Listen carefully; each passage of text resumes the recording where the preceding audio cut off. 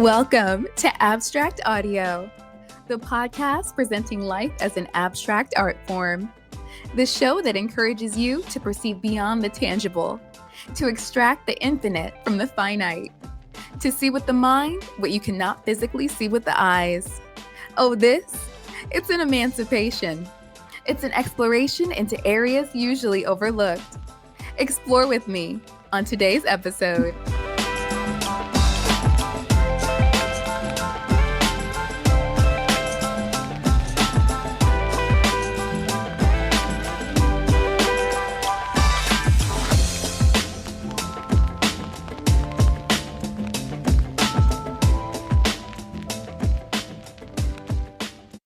Hey everybody, what's going on? As per usual, this is your girl, Amber Janae, and you're listening to Abstract Audio, the podcast. So glad to be here with you today. So glad, in fact, that I'll even do a quick recap for you if you missed the last episode. Hey, no judgments if you did. But remember, we build off discussions from previous weeks here, so it always helps to stay up to date. So last time, we hopped off the wild ride that is modern survival. We talked fear, instincts, procreation, and more. Trust me, it was great. And speaking of trust, you didn't expect me to just breeze past the topic of relationships and safety nowadays without touching on that, right? Of course you didn't. You guys know me so well after all. We're practically besties. Yeah, you know me. But do we as a race and as a culture really know who or what to put our trust in anymore? I mean, sure, we have natural instincts, as we talked about at length in our survival series. And yes, I will be playing that every time I mention it. I just learned how to add music, so y'all about to be sick of me. But point is, often it seems our instincts tend to get us in more trouble than they get us out of sometimes, right? I mean, after our relationship chat last week with our guest, Peace Supreme, who was amazing, by the way, be sure to follow him. He's doing big things. But after that, I was honestly stuck in this space where I was examining the intersection between what we perceive as normal behavior in relationships and the risks we're willing to take to find our safe space, to find a person we can trust and confide in. That kind of catch-22, and even more so, that imbalance between what we dish out and what we expect in return. I was quickly confronted with the fact that what we see play out on the daily is so far from normal. Men don't trust women. Women don't trust men. The people don't trust the government. The government damn sure don't trust the people. You have conspiracy theories left and right, which I'm not bashing by any means. Most of them hold merit. But you have fake news. Half of what you see on the internet is complete bullshit. So where does that leave us? How do we weed through the endless falsities? What can we trust? Speaking for myself, that leaves me skeptical as all hell. In my opinion, that's why so many of us go looking for answers. If you feel something is being withheld from you, you want to know what it is, right? Ladies, if our instincts tell us there's something in that man's phone, what are we going to do? We're going to go searching. Guys, if that job not paying you enough, what we doing? We on the job site searching for a new one on our lunch break. If your man or woman ain't acting right, what do? You on Instagram posting thirst traps or on Tinder swiping with your freaky asses. We trust that if the answers aren't here, that they're elsewhere. And we trust our ability to find them for the most part. But what happens when years of trauma and mistreatment have corroded our ability to trust in people and ourselves? What if so many instances of, say, the government lying to us or your partner lying to you, family gaslighting you, making you doubt yourself? What happens when your compass is thrown off, when your bullshit detector is busted?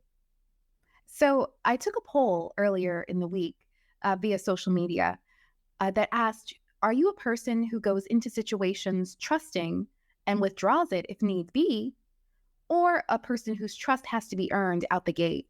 62% of y'all said your trust has to be earned. And that means 62% of y'all are bullshitting. No. To me, it just means y'all have been hurt or betrayed badly in the past to make you feel that way. Because in reality, the willingness to trust others is built into our DNA. Working together has always been key to the survival of our species.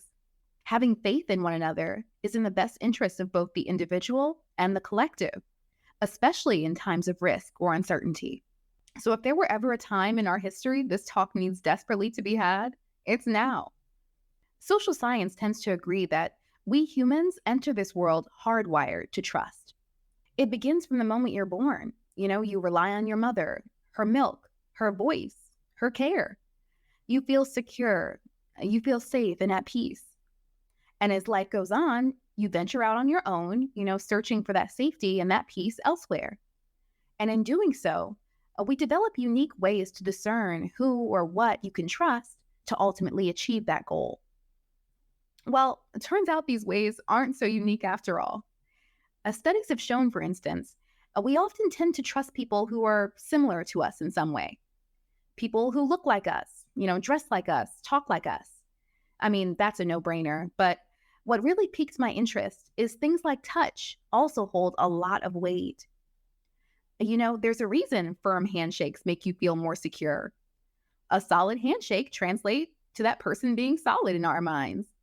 A soft rub on the shoulder is soothing and comforting for a reason. Eye contact, things like that. The fact that such small things can be the deciding factor in trustworthiness kind of makes me uneasy.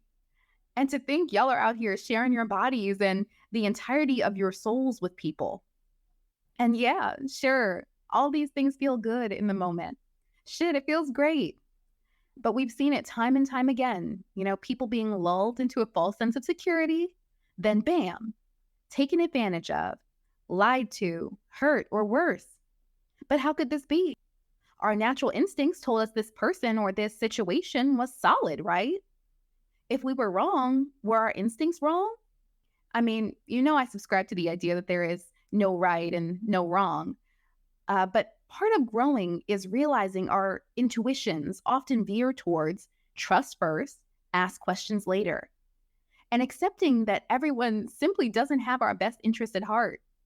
Truth is, those who don't mean us well can easily imitate the outward appearance of someone genuine. It doesn't take much to convince us because we want to believe in others, see the best in them. And that gets us in a lot of trouble. Just look at our elected officials. We like smooth talkers, we like nice smiles, we like beautiful lies, more than we like harsh truth. So sure, you could blame biology, but in truth, I blame society. Or should I say, what society has become. We used to be able to leave our doors unlocked. Kids used to be able to be out all day playing till the streetlights came on. Sure, there have always been scams, just like there have always been suckers to lick. And that's not a diss, that's a fact. Like, okay, moment of transparency. I'm big enough to admit that I am not very street smart. Y'all, I am book smart. So yes, I too have been the sucker before. The jig is up. Yeah, I've put my trust in the wrong people. Of course, we all have. The wrong business ventures. I've overshared preemptively, etc. Sure, all that. I've always had an open book kind of mentality, but I'm slowly moving away from that because growth is also realizing that not everyone deserves to know you or hear your story. Not everyone deserves your energy. Anyway, it seems we kind of all feel that way because our society's ability to trust and be open with one another is disintegrating at an alarmingly rapid pace. We think of trust as precious. And while it is rare in true practice, it's simultaneously the basis for almost everything we do as a civilized people.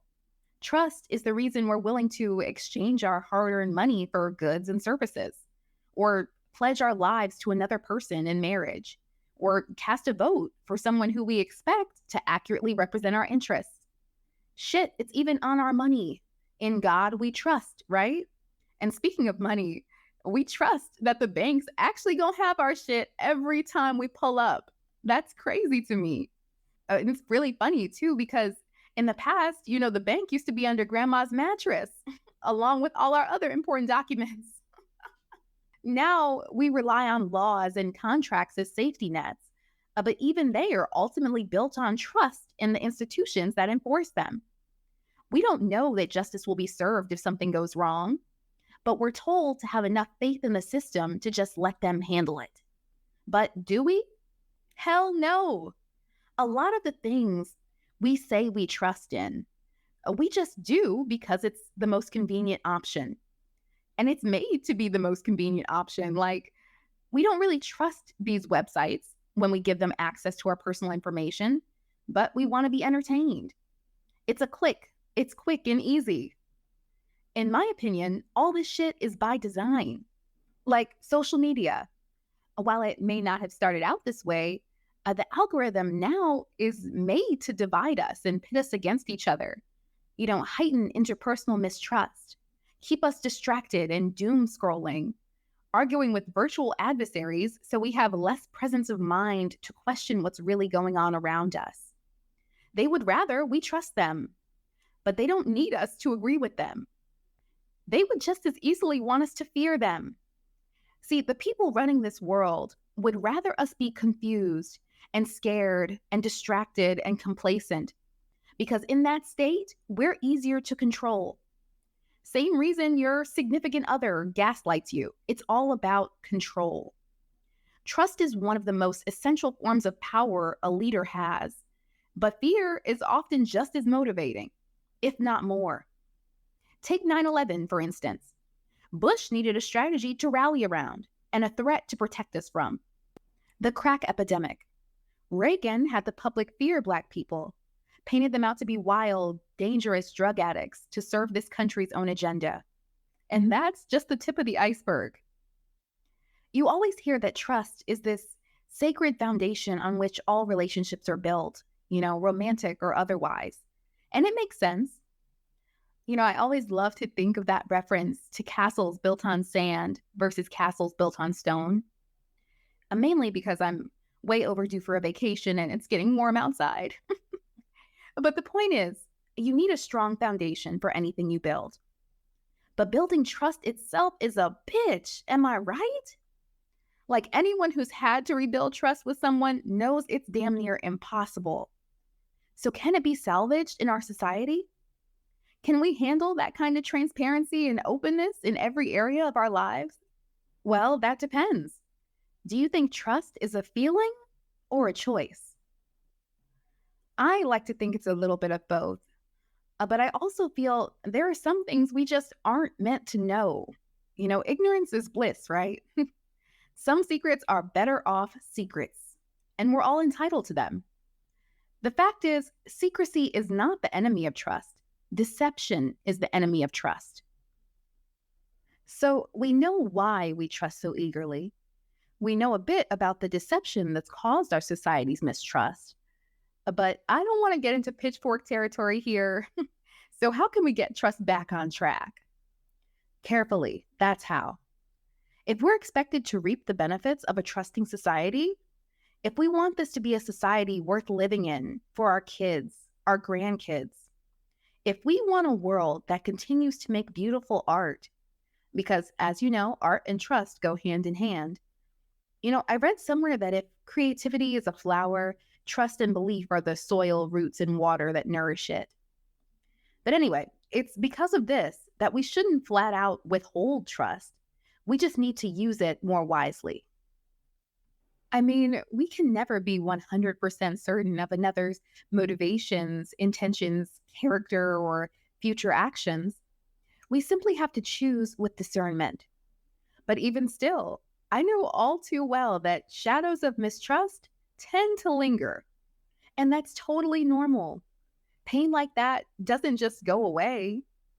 But there's a few things we can do to reduce that self-doubt and gain that confidence back in ourselves and with others. It starts by adjusting our mindset. For instance, I found that you really have to know yourself, live authentically, be genuine in your interactions. I've heard somewhere that if money is the currency of transaction, trust is the currency of interaction.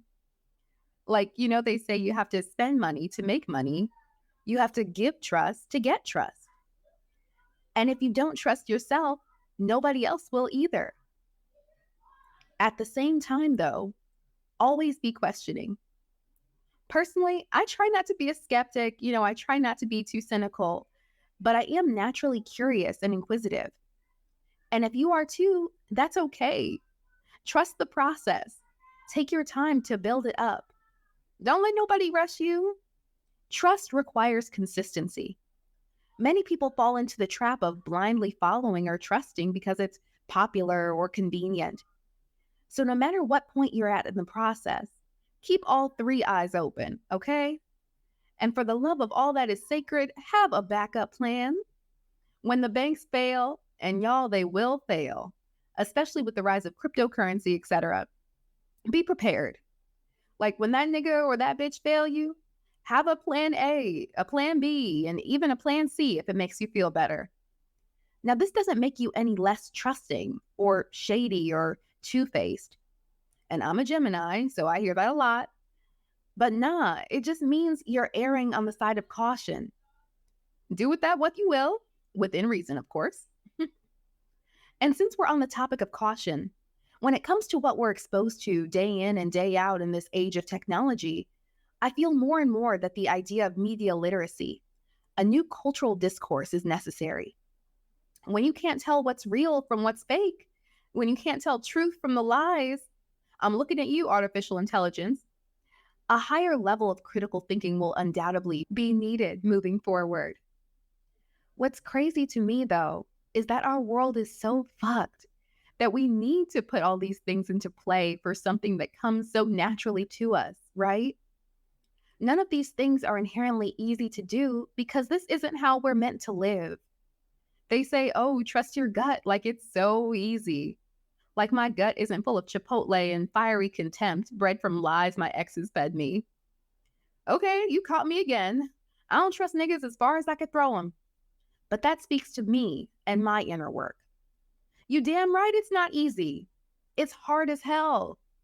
So today, I'm challenging you. If you can't trust others, if you can't trust the system, trust yourself. The universe will tell you how to handle each situation and each individual if you listen.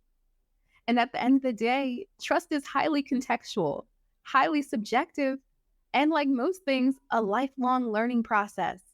But if you master it, there's no limit to the ways it can better your life and the world around us. Well, that wraps up our segment for today. Thank you guys again for rocking with me. I trust you enjoyed this as much as I did, and I hope to see you back next time. Until then, head on over to theabstractaudioshow.com for updates. We got some big changes coming soon. So stay tuned and always appreciate the abstract in your life.